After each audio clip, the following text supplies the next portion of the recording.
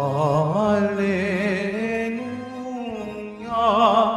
Hallelujah,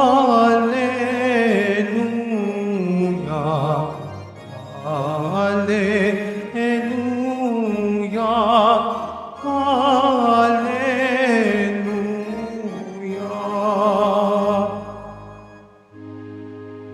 Mga anghel ay masaya nang iakyat si Maria sa langit na maligaya. Hallelujah, Hallelujah, Hallelujah, Hallelujah.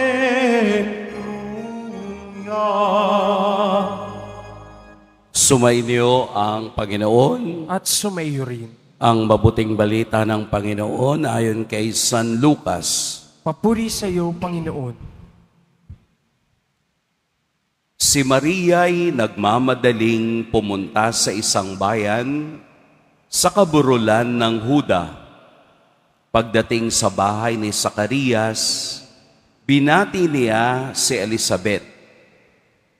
Nang marinig ni Elizabeth ang bati ni Maria, naggagalaw ang sanggol sa kaniyang tiyan.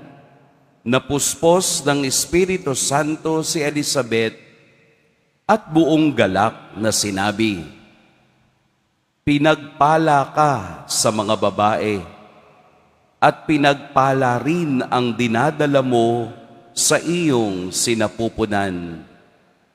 Sino ako upang dalawin ng ina ng aking Panginoon? Sapagkat pagkarinig ko ng iyong bati, ay naggagalaw sa tuwa ang sanggol sa aking tiyan.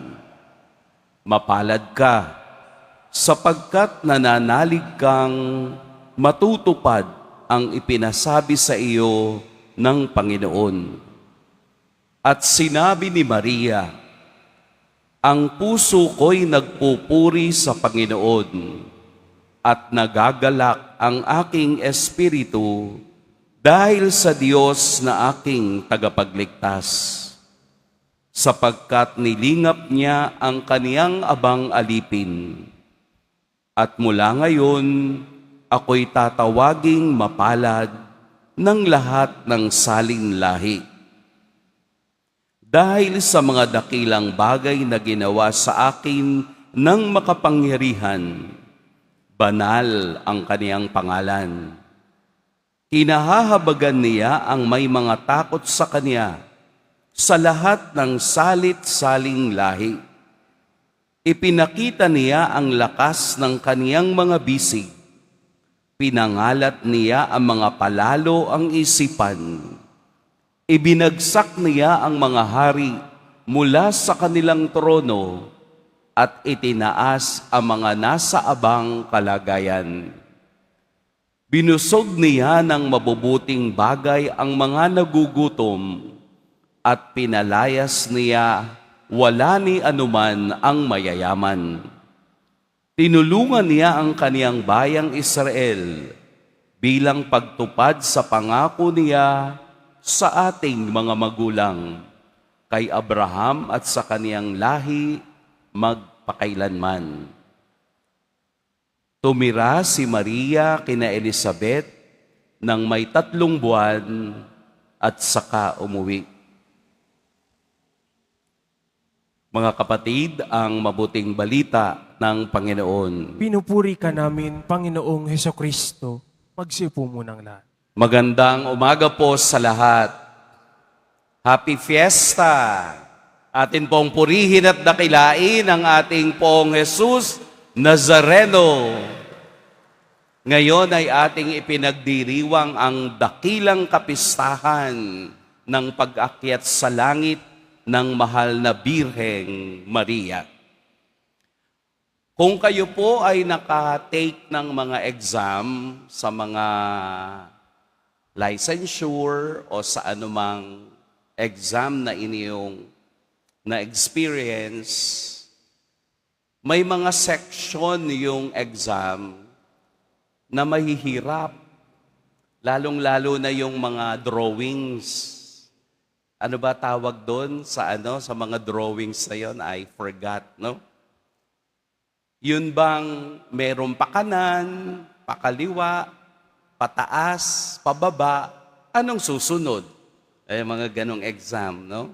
Siguro yung iba na nag-licensure, alam ito. Ang tawag doon sa mga ganong klaseng exam ay ginagamitan ng theory. Minsan ginagamit yung Gestalt theory. Ano ba yung Gestalt theory?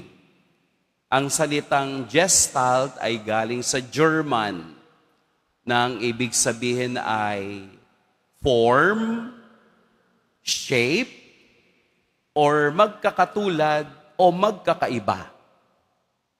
Para maging tama ang sagot mo, i-associate mo kung siya ay kasama, kabilang o iba. Halimbawa, 2, blank, 6, 8. Anong sagot? 4. Di po ba yun ang logic? Kapag ang sinugot mo ay 3, eh di mali ka. Dahil hindi siya associated dun sa takbo o normal na binabanggit. 2, blank, 6, 8. Ang saktong sagot ay 4. Bakit ko po sinasabi sa inyo? Dahil ang ating isip can associate things together para yung cohesiveness o yung pagkakabuo ng isang bagay ay maiintindihan mo.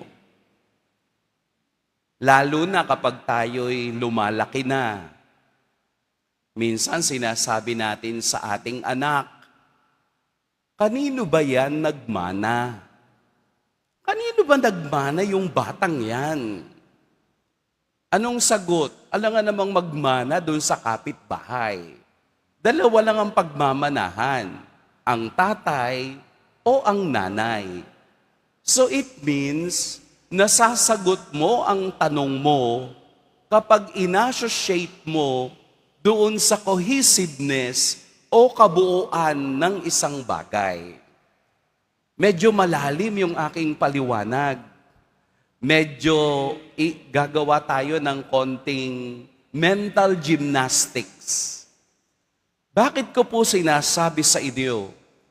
Dahil hindi natin maiintindihan ang kapistahan ng pag-akyat sa langit kung hindi natin idudugtong o i-associate o isasama ang plano ng Diyos kay Maria from the very beginning.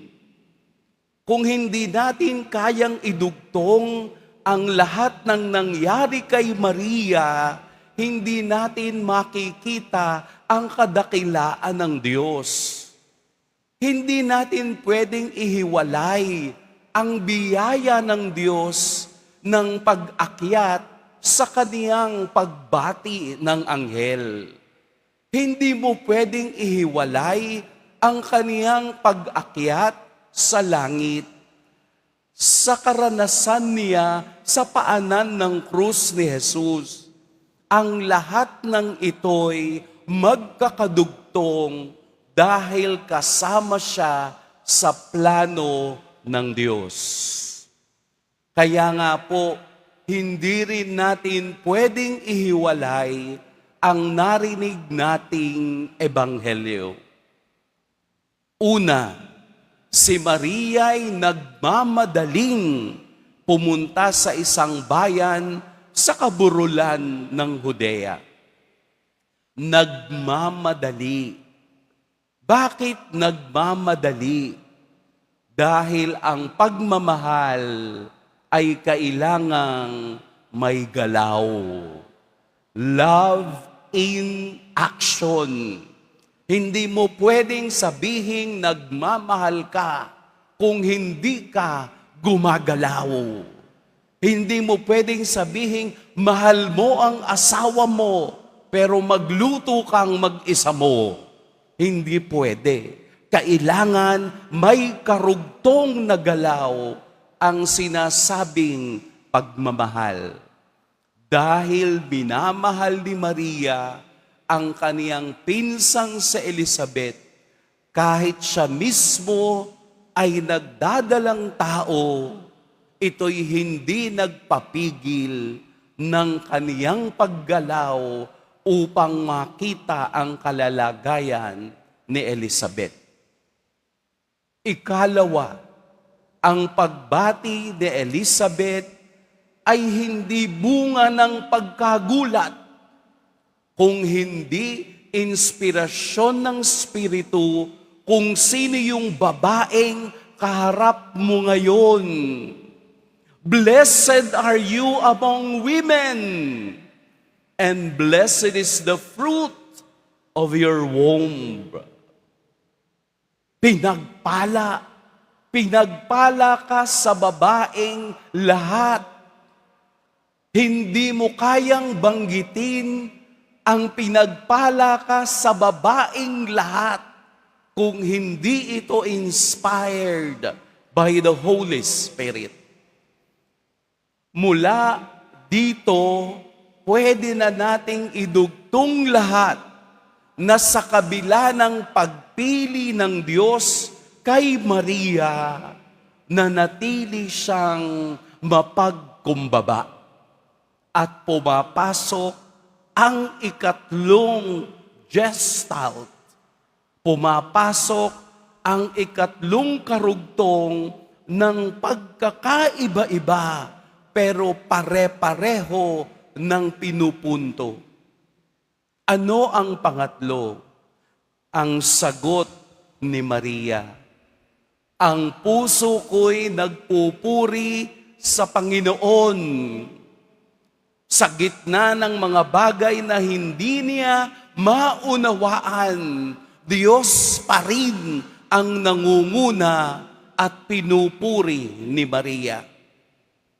Sa kababaang loob na mayroon siya, nadala-dala niya, tahimik niyang inilagay sa kaniyang puso ang misteryo ng hindi niya nauunawaan, pero tinatanggap dahil ito ang plano ng Diyos sa kaniya.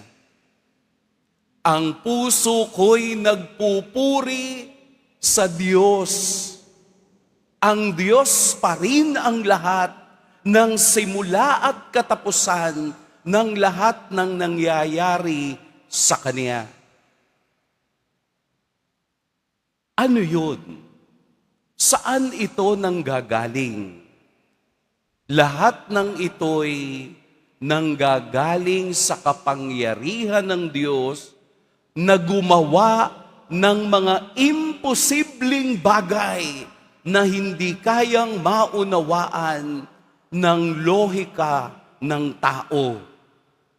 Dahil ang Diyos ay gumagalaw sa kaniyang sariling kakayahan at sa kaniyang sariling talino, hindi ayon sa idinidikta ng mundo.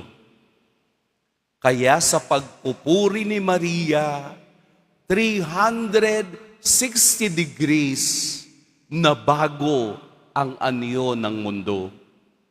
Ang mapagmataas ay ibinababa. Ang mayayaman ay pinaalis ng walang dala.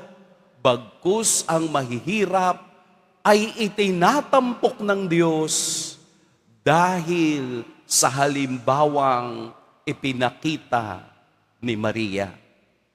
Ni katiting, wala tayong narinig kay Mariang pagmamayabang sa kaniyang sarili.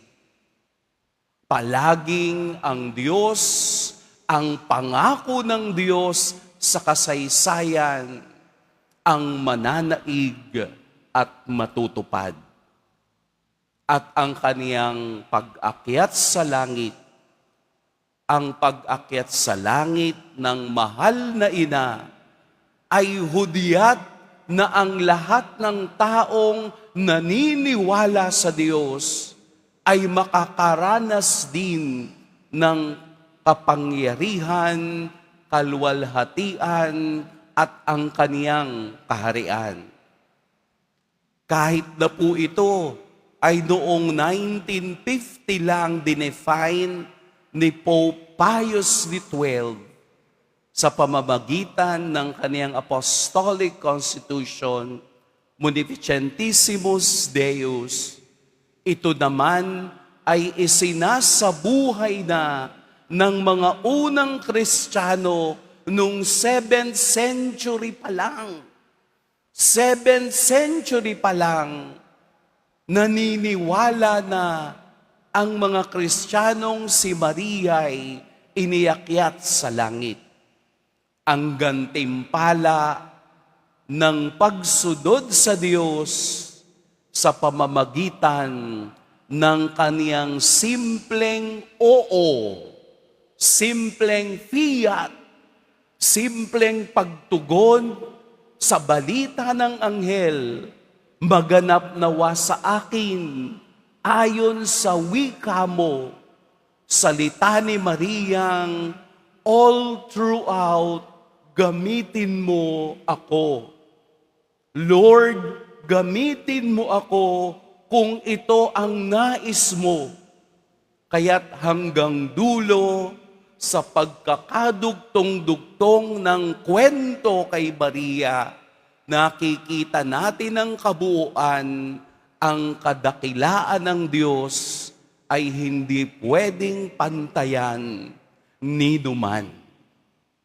Kaya simula noon hanggang ngayon, tinatawag natin siyang mapalad dahil ito ang utos, ito ang isinabuhay, at ito ang ating sinasampalatayanan, na pagkatapos ng kaniyang buhay sa mundo, si Maria, kaluluwa at katawan, ay iniakyat sa kalwalhatian ng Diyos.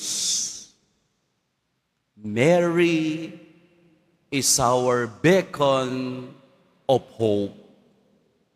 Siya ngayon ang ating hibla ng pag-asa na sa ating pagkamatay at pagkabuhay na pangako naman ng Diyos, ang lahat ng sumunod sa kaniyang kaloobay muling bubuhayin at dadalhin sa kaniyang kaharian. Ito ang halimbawa, ang buhay, gawa, kilos ni Maria sa ating ibinibigay ngayon. Sino pong gustong mapunta sa langit? Tularan si Maria. Amen. Pagpalain tayo ng poong may kapal.